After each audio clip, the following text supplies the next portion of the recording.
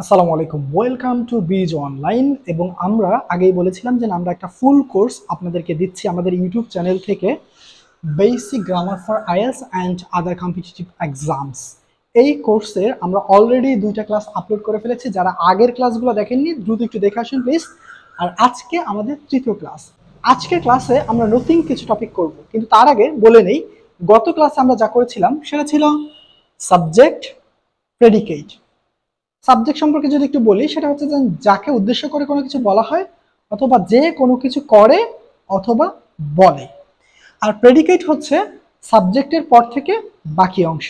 দুক্ষেত্রে একটা কথা বলা উচিত, সেটা হচ্ছে যে সাবজেক্ট অথবা প্রেডিকেট দুইটাই এক অথবা একাধিক শব্দ হতে পারে।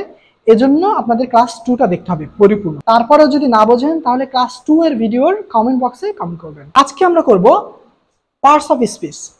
পার্টস অফ স্পিচ যেহেতু মোটামুটি সম্যক একটা বিষয়, এটা পুরো একদিনে করা সম্ভব না, এর জন্য আমরা এটাকে দুটা অংশ করে নেব। পার্টস অফ স্পিচের আজকে আমরা করব নাউন, প্রনাউন, অ্যাডজেক্টিভ এবং ভার্ব। তো চলেন আমরা ক্লাসে চলে যাই। বাই দ্য ওয়ে একটা কথা বলি, যারা এখনো পর্যন্ত আমাদের এই অসাম চ্যানেলটি সাবস্ক্রাইব করেননি, please do subscribe our channel আর লাইক দিয়ে দিন ভিডিওটা, যাতে করে অন্যরাও দিতে পারে। আর হ্যাঁ, আপনি যদি ভিডিও শেয়ার করেন তাহলে কিন্তু আপনার অন্য ফ্রেন্ডরা অনেক বেশি উপকারী হবে। চলেন তাহলে ক্লাসে যাওয়া যাক। আমরা প্রথমে আসি নাউনে।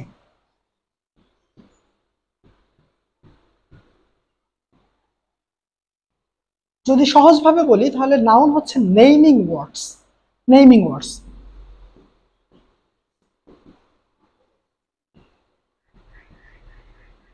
নেমিং ওয়ার্ডস মানে যে শব্দ দ্বারা কোনো নাম বোঝা যায়, ব্যাস এটুকুই। যদি কোনো শব্দ দ্বারা কোনো নাম বোঝা যায়, সেটা যে কোনো কিছুর নাম হতে পারে, মানুষের নাম হতে পারে, জায়গার নাম হতে পারে, গুণের নাম হতে পারে, যে কোনো কিছুর নাম, মাসের নাম, দিনের নাম, রঙের নাম, তাহলে সেটা নাউন হবে। মোট কথা, যদি কোনো কিছু নাম বোঝায় তাহলেই নাউন হবে। তার মানে নেমিং ওয়ার্ডস, নাউন হচ্ছে নাম বোঝাবে। চলেন আমরা কয়েকটা উদাহরণ দিই, তাহলে বোঝা যাবে যে আসলে কিভাবে নাম বোঝায়। যেমন আমরা যদি বলি, যেমন ধরেন আমি বললাম জন, রবার্ট।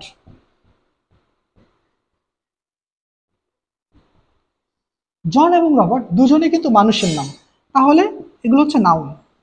আবার যদি জায়গার নাম বলি, ফর এক্সাম্পল লন্ডন, ঢাকা, জায়গার নাম। যদি মাসের নাম বলি, যেমন ধরেন ফেব্রুয়ারি,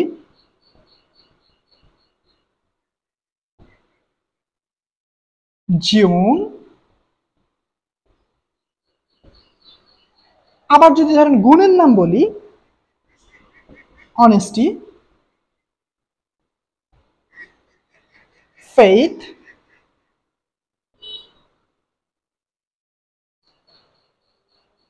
তাহলে নাউন হচ্ছে যে কোনো নাম। যে কোনো কিছুর নাম যদি বোঝে তাহলেই নাউন হবে।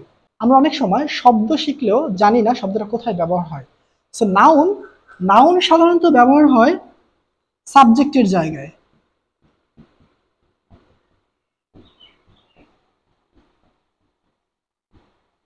সাবজেক্টের জায়গায়, অবজেক্টের জায়গায়, মানে অবজেক্ট হিসেবে বা সাবজেক্ট হিসেবে, অবজেক্টের জায়গায়,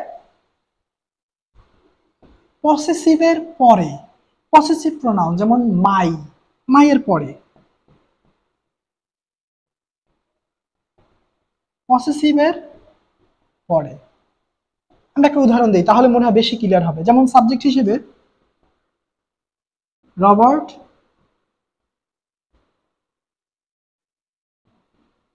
ইজ এ গুড বয়। তাহলে এখানে রবার্ট হচ্ছে নাউন। কেন? রবার্ট সাবজেক্টের জায়গায় বসে। এবং মনে রাখবেন, সব সময় সাবজেক্টের জায়গায় নাউন অথবা নাউনের ইকুইভ্যালেন্ট যে ফ্রেজ আছে সেগুলোই কেবল বসতে পারে। অবজেক্টের জায়গায় যদি বলি, তাহলে বলি গিভ মি এ পেন। অবজেক্টের জায়গায় নাউন। আর পজিটিভ হিসেবে যেমন my brother works in a school, তবে একটা স্কুল অনেক সময় বলে। তো এই যে পসেসিভ হচ্ছে মাই আর নাউন হচ্ছে ব্রাদার।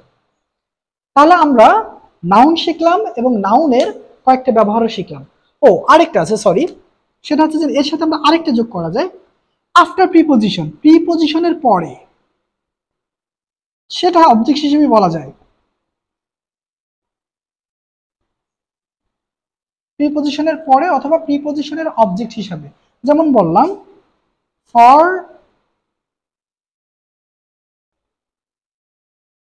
এক্সাম, টু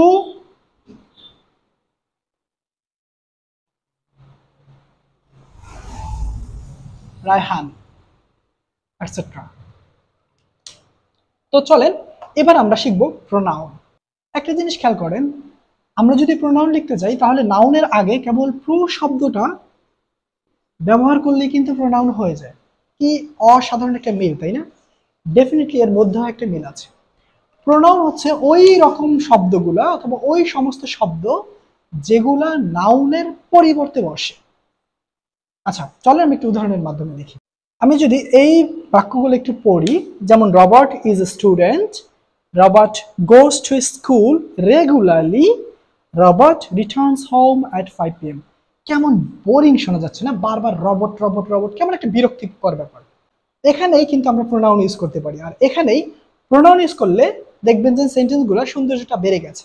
যেমন ধরেন প্রথমে রবট থাকলো, এরপরে আমরা রবট মুছে দিলাম, সেখানে লিখলাম হি। ঠিক পরের গুলোতে আমরা সেই কাজটাই করলাম।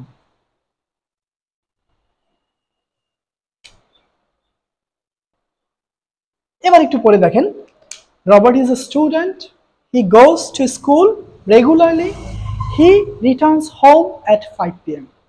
তাহলে এখানে আমরা যে এই হিটা ইউজ করেছি এবং এই যে হিটা ইউজ করেছি, এটা কিন্তু আমরা রবটের পরিবর্তে ইউজ করেছি,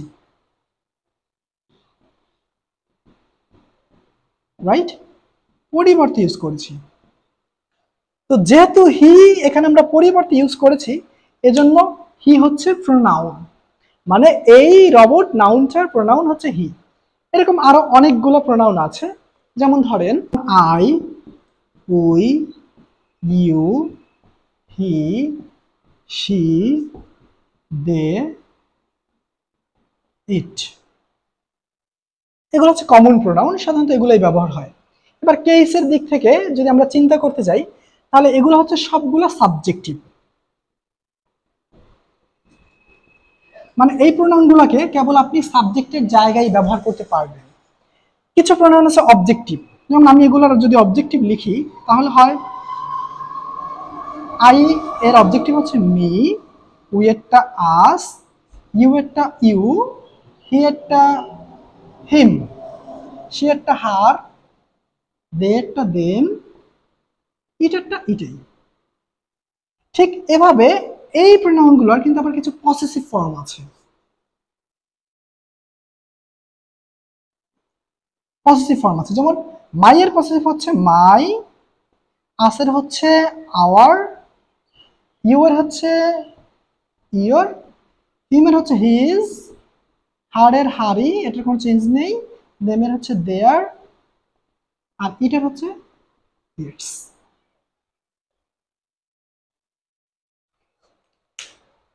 স্বাভাবিকভাবেই আপনি হয়তো বা অনুমান করতে পেরেছেন যে প্রোনাউনটা নাউন যেসব জায়গায় ব্যবহার করা যায়, প্রোনাউনও সেই সব জায়গায় ব্যবহার করা যায়।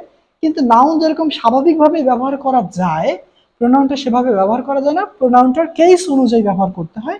যেমন যদি সাবজেক্টের জায়গা বসে তাহলে এভাবে বসাইতে হয়, যদি অবজেক্টের জায়গা তাহলে এভাবে বসাইতে হয়, আর যদি পসেসিভের জায়গা বসে তাহলে এভাবে বসাইতে হয়। এবার আসি অ্যাজেক্টিভের বেলায়। অ্যাজেক্টিভ হচ্ছে যে শব্দগুলা নাউন অথবা প্রোনাউনের দোষ, গুণ, অবস্থা, সংখ্যা ইত্যাদি প্রকাশ করবে। যে শব্দগুলা নাউন এবং প্রোনাউনের দোষ, গুণ, অবস্থা এবং সংখ্যা পরিমাণ করবে। চলেন তাহলে আমরা একটু দেখি অ্যাডজেক্টিভ কি আছে। যেমন ধরেন আমরা যদি বলি the girl is strong, Robert is talented.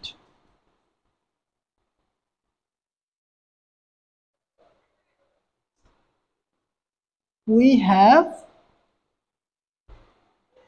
10 students.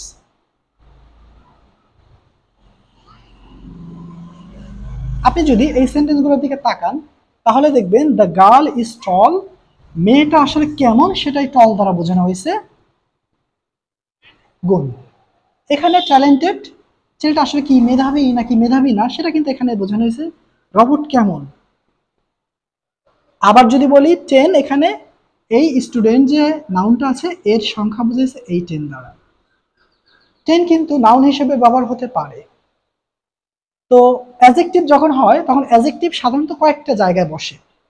যেমন ধরেন অ্যাডজেক্টিভ বসে হচ্ছে আফটার লিঙ্কিং ওয়ার্ড, লিঙ্কিং ভার্বের পরে, লিঙ্কিং ভার্বের পরে। আপনি যেমনটা দেখছেন এই যে এখানে এটা একটা লিঙ্কিং ভার্ব, এছাড়া এটাও লিঙ্কিং ভার্ব, এছাড়া হচ্ছে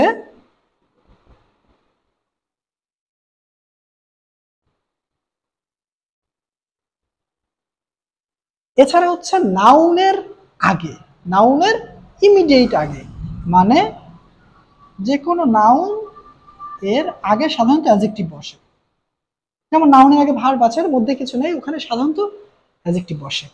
যেমন ধরেন এই যে এখানে বসে 10, আমরা যদি আরেকটু বলতে চাই, যেমন ধরেন আমরা যদি বলি we mate an experienced teacher, এখানে দেখেন টিচার হচ্ছে যেহেতু নাম, নাউন, এক্সপিরিয়েন্সড অ্যাডজেক্টিভ, নাউনের ঠিক ইমিডিয়েটলি আগে বসেছে। ক্লাসটা খুব বড় হয়ে যাচ্ছে না? আশা করি ভালো লাগছে। ক্লাসটা বড় হয়ে যাচ্ছে, এজন্য আমরা ভাবছিলাম আজকে নাউন, প্রোনাউন, অ্যাডজেক্টিভ এবং ভার্ব নিয়ে কথা বলবো, কিন্তু যেহেতু বেশি বড় করলে বোরিং লাগবে, এজন্য নেক্সট ক্লাস আমরা এরপর থেকে শুরু করব। আশা করি ভালো লেগেছে, এবং যদি কোথাও বুঝতে না পারেন বা আরো কোনো কিছু যদি অ্যাড করার প্রয়োজন বোধ করেন তাহলে আমাদেরকে কমেন্ট সেকশনে জানাবে। এখনো পর্যন্ত আমাদের ইউটিউব চ্যানেলটি সাবস্ক্রাইব করেননি, please do subscribe our channel, এবং আমাদের ফেসবুক পেজও ফলো করে রাখতে পারেন @bizbd English। এতে করে আপনি এই সম্পূর্ণ গ্রামার কোর্সটা ফর ফ্রি করতে পারতেছেন আমাদের সাথে। তাছাড়া এরপরে আমাদের অন্যান্য যে আইএলটিএস এর ম্যাটেরিয়ালস আছে, গ্রামার ম্যাটেরিয়ালস আছে, স্পোকেন ম্যাটেরিয়ালস আছে, এগুলো আপনি ফ্রি এই চ্যানেলে পেয়ে যাবেন। ধন্যবাদ সবাইকে, ভালো থাকবেন, see in the next video, tata.